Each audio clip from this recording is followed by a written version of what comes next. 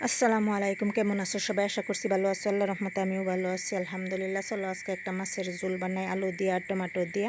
সবসময় এক ধরনের তরকারি ভালো লাগে না তো। এই যে দেখো, মাছ লইছি, রৌ মাছ, আর এখানে টমেটো কাটতে লইছি, পেঁয়াজ কুচি লইছি, আর আলু কাটতে লইছি, মশলাগুলি লইছি। তো মাছগুলি আমি আগে বাজ্যা লই।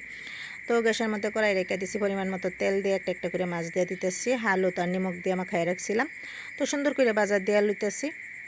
এক ধরনের তরকারি মানে একদম সবসময় গ্রেভি ভালো লাগে না, তাই কোনো সময় আনাজ দিয়ে মানে সবজি দিয়ে বানায় খাইলে ভালো লাগে। আর আলু আর টমেটো দিয়ে মাঝে মাঝে আমি গরমের মধ্যে বানায় খাই, ভালো লাগে। তো এই যে পতিলা রেখে দিছি আবার গ্যাসের উপরে, আর পরিমাণ মতো তেল দিয়ে হেরে সুন্দর করে গরম করে পেঁয়াজ দিয়ে হেরে সুন্দর করে বাজা দিয়ে হেরে এখন মশলাগুলি দিয়ে দিলাম। মশলার মধ্যে একদম বেসিক মশলা ছিল, যেরকম মরিচের গুঁড়া, হলুদ গুঁড়া, জিরা ধনিয়ার গুঁড়া, স্বাদ মতো নিমখ দিয়ে কষাই লইছি। কষাই লওয়ার পরে এখন আবার আলুগুলি দিয়ে দিছি, আলুগুলি দিয়ে হেরে আবার আর একটু কষাই লইম সুন্দর করে।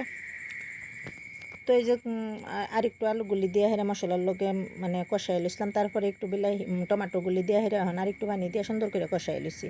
তো আলু টমাটো দিয়ে হেরেও কষানির পরে এখন আমি একদম পরিমাণ মতো ফাইনাল পানি দিয়ে দিছি, সুন্দর করে এটা জ্বালতে থাক। আর আলু এমনিও ঝুল কাটবো, এমনিও আমি ঝুলেই বানাইতেছি, পাতলা ঝুল বানাইতেছি। তো পরিমাণ মতো আমি পানিটা একটু বেশি দিছিলাম আর কি। তো অল্প সময় তরকারি দেওয়ার পরে আমি মাছগুলি দিয়ে দিচ্ছি, এই যে সুন্দর করে হইতেছে। তো এই যে সুন্দর করে আমার তরকারিটা হয়েই পড়ছে প্রায়। এই দেখো কিরম পাতলা ঝুল হয়েছে, এটা আসলেও পাতলা ঝুলেই বানাইছি। টমেটো দিয়ে মাঝে মাঝে এইভাবে পাতলা ঝোল খাইও ভালো লাগে, আলু না দিয়েও মানুষ হুদা টমেটো দিয়ে না, আমি কিন্তু আলু লগে দিই। তো এই যে তরকারিটা নামাই আলছি, তরকারিটা আমার হয়ে পড়ছে। এটার মধ্যে চাইলে তোমরা ধনিয়া ভাতটাও দিতে পারো, আমার কাছে নাই আর আমি ভালোও খাই না ধনিয়া ভাতটা অত বেশি একটা। তো এই যে দেখো কিরম পাতলা ঝোল হয়েছে, দেখছো কত সুন্দর কালারটা আছে, আলুগুলি সুন্দর হয়ে সিদ্ধ হয়ে পড়ছে, মাছগুলি হয়ে পড়ছে।